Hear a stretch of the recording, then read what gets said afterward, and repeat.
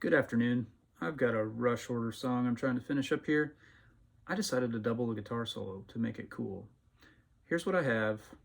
I need to learn it and then make sure that my double is ultra tight to the original. So let me boost my level of the current solo that I have. Check this out. I'll turn the click off so it's not super annoying. Here you go.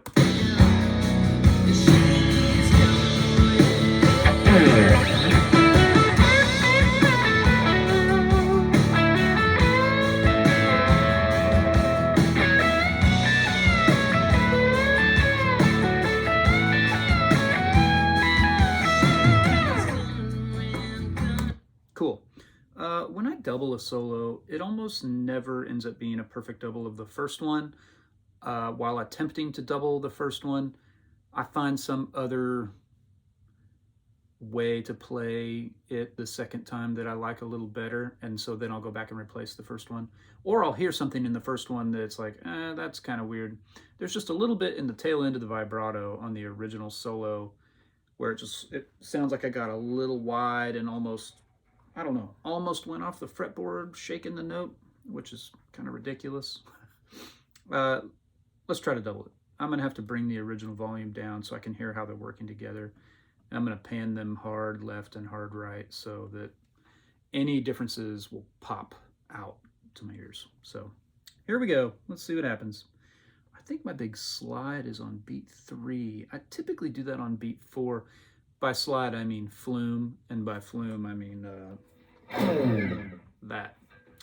So I typically do that on beat 4 into a section where guitar is featured, whether that's a solo or a turnaround that has kind of a almost solo-y kind of part. But I did that on beat 3 here because I have a pickup into the downbeat of the solo section. So we'll see how this develops.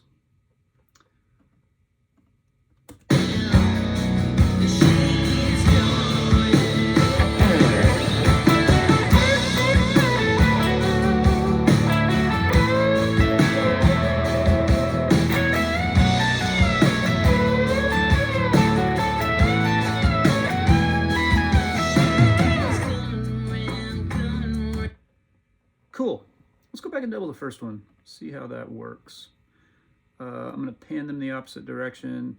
And yeah, I've got boosts on and everything, so you're hearing come out of the speakers.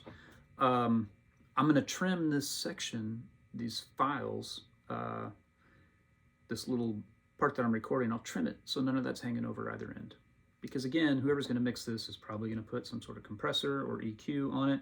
There might be a whole mix bus compressor or something, and we just want to not send them a bunch of little noise floor problems that might not sound like problems to me when I'm listening to the mix here in front of my monitors, but after compressing and EQing, maybe they become problems. So I'll cut those out. But okay, let's try to double the one I just did instead of the original.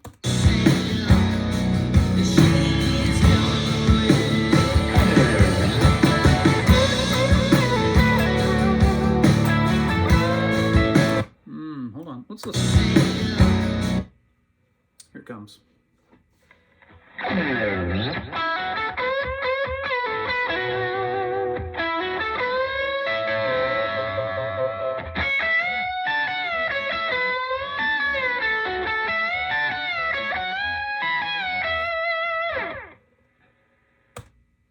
Cool. Okay.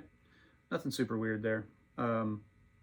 Back to it. Back to doubling. Unsolo the solo fader so we hear everybody. Here we go.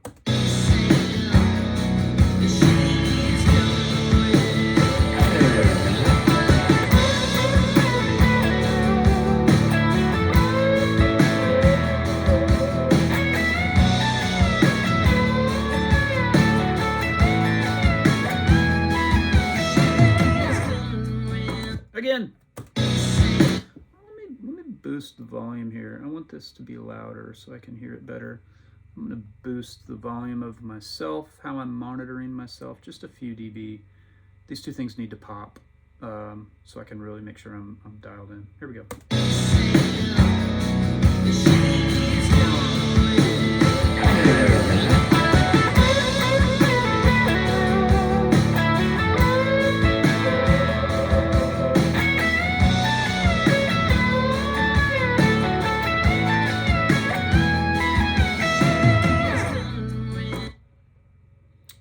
one thing I need to hear is just sort of the second phrase. Good there. Yeah, I don't restrike. There's just sort of a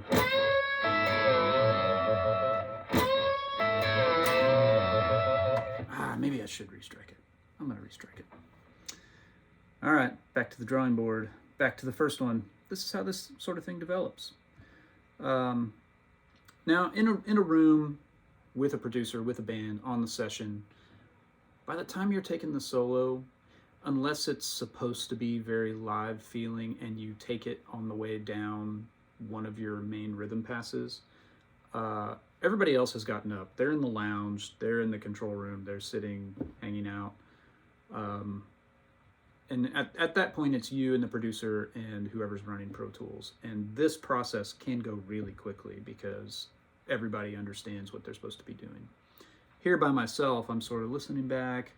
I'm recording myself. I'm mixing as I go. I can say something to the engineer. When I'm on a session doing this, I can say something to the engineer and just say, hey, can I, what I'll typically do, I'll say, hey, can I have the solo in one of my faders by itself and then put the track I'm currently playing in the other fader?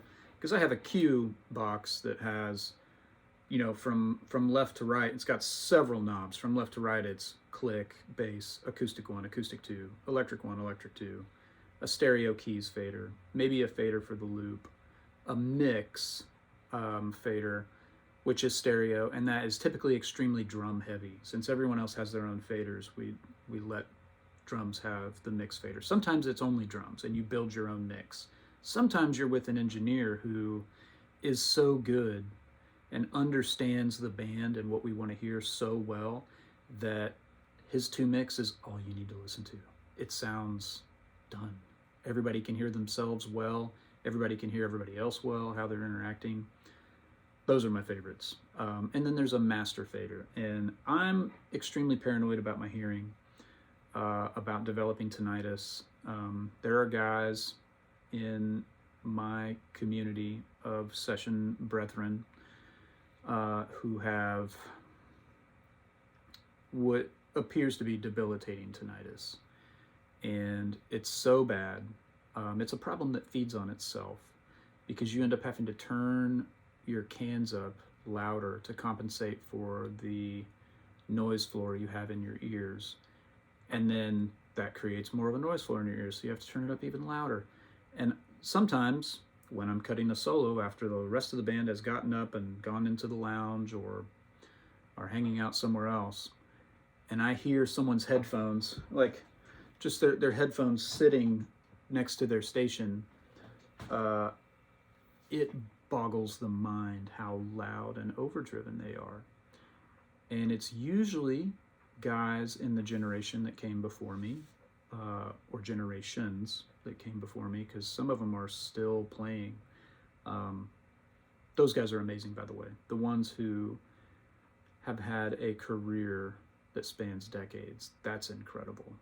I did a video about that, actually, what session players with the longest careers have figured out that others have not. And I think that's true, what I talk about in that video.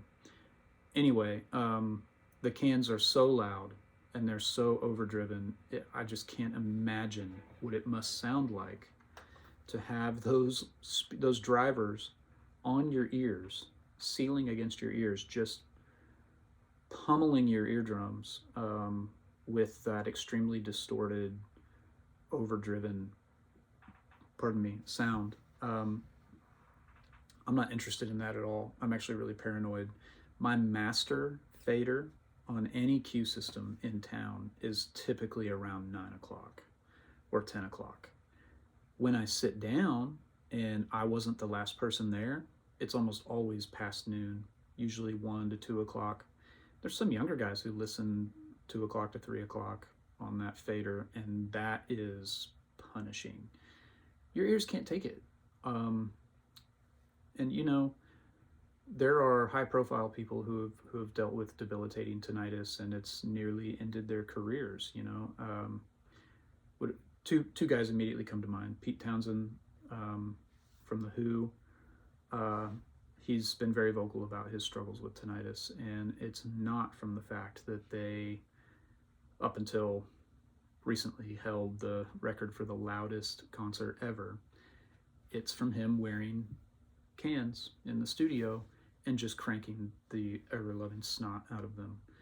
And people do that because of the energy it provides. You've got this like fire in your head. That's what it sounds like, and it's exciting. It's loud, but you're distorting your own eardrums, and you are pushing sound into your eardrums that the very shape of that sound is fatiguing to the little muscles and the tiny hairs and the tiny bones in your inner ear that are trying to recreate that sound to turn it into a signal your brain can understand. So, from very early on, when I was on the road and wearing in-ears, I was the guy who would keep it quiet. I wanted to find my inspiration and my where I feel energy from in a place other than the volume of the tiny drivers that are less than half an inch from the very delicate system of my inner ear that makes it so I can hear. So I keep my levels low. And when I'm trying to do something like doubling a solo, circling back to what I'm actually doing here, I have two faders. Generally have a EG1, EG2, and I pan them, on my box or whatever. When I'm cutting a solo and I've already put two tracks down, I'll ask for just the solo in the one fader, and then my double in the other. So my other two tracks are dumped into the stereo mix that is drum heavy, and they're tucked way back. Anything that's in the mix fader that has its own channel is generally tucked way back. So then I keep my master low. I can turn these two guitar faders up just enough to really hear whatever little inflections and grace notes in the part I'm trying to double, because I have to learn it on the spot. They don't ever ask me to double it until after they heard it. And it, for me, I'm a very off the cuff, shoot from the hip kind of guitar solo guy.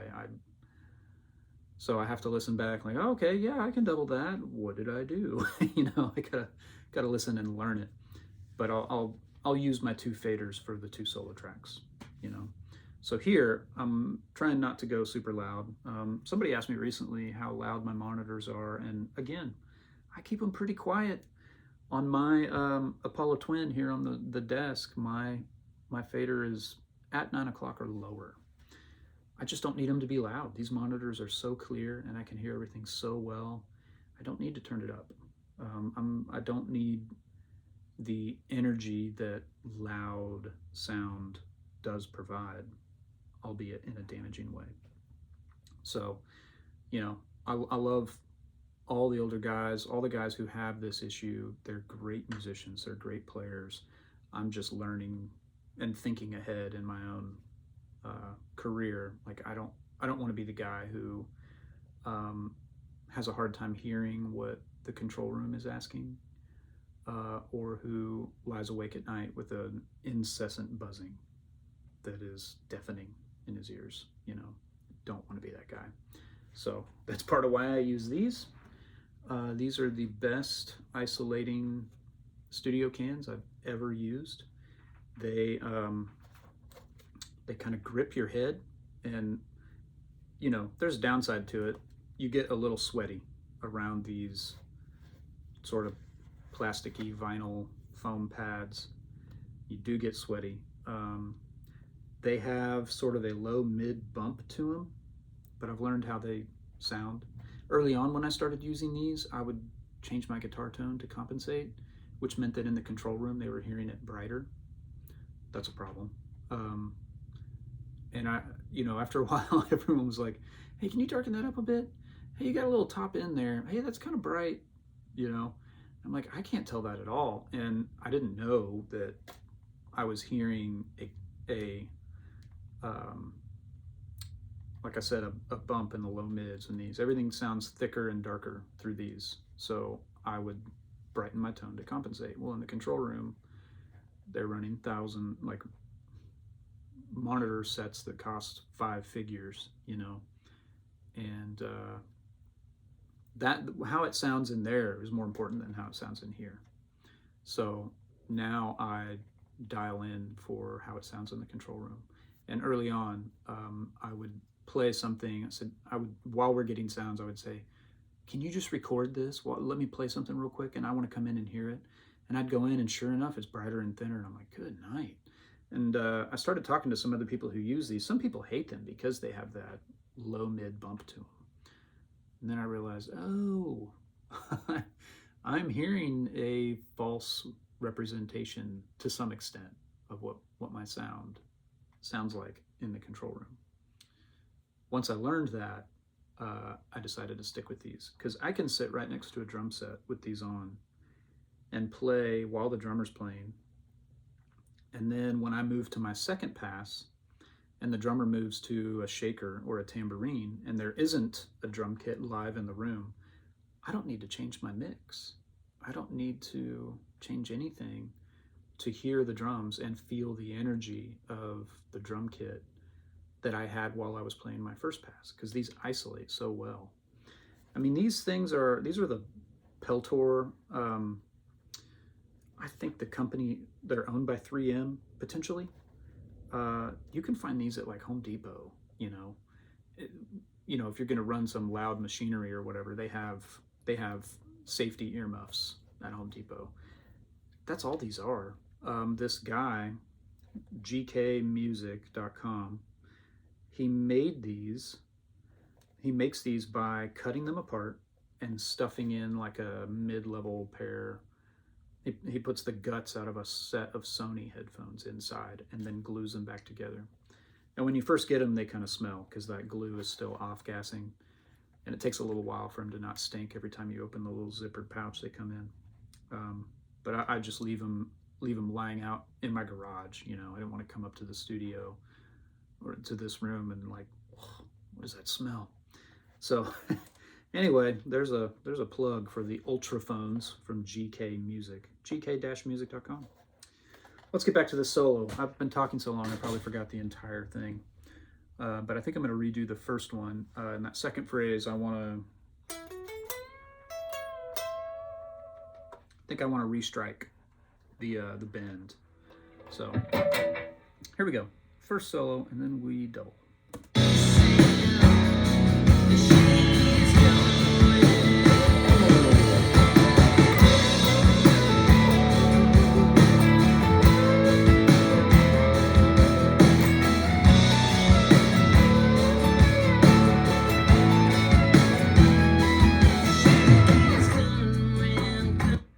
Okay, playlist.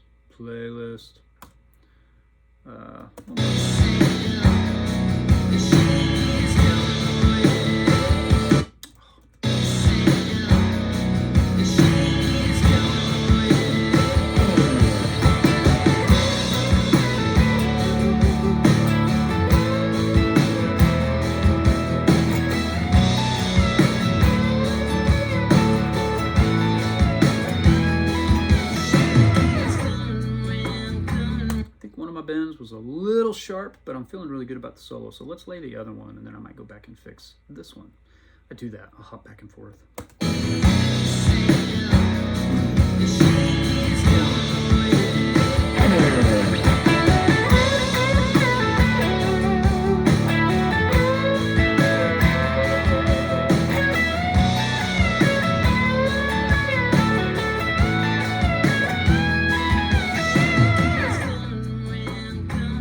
That's awesome. That sounds really good. I really dig that. That one bend in the middle of the solo. I'd rather not try to punch in. I just want to get a performance. So I'm going to go ahead and disarm record on the current one and recut the one I just laid before it.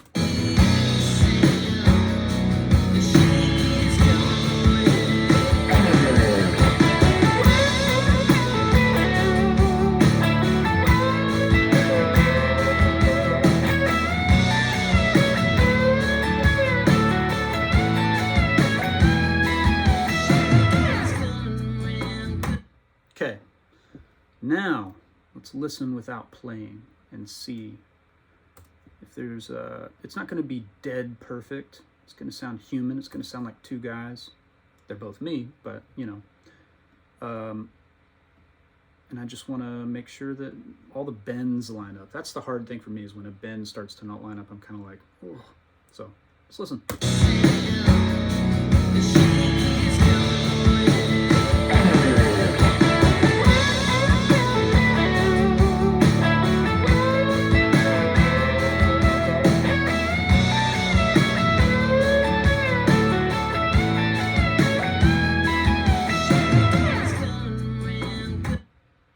Doesn't bother me at all. It's really cool. All right. Well, I'll see y'all later.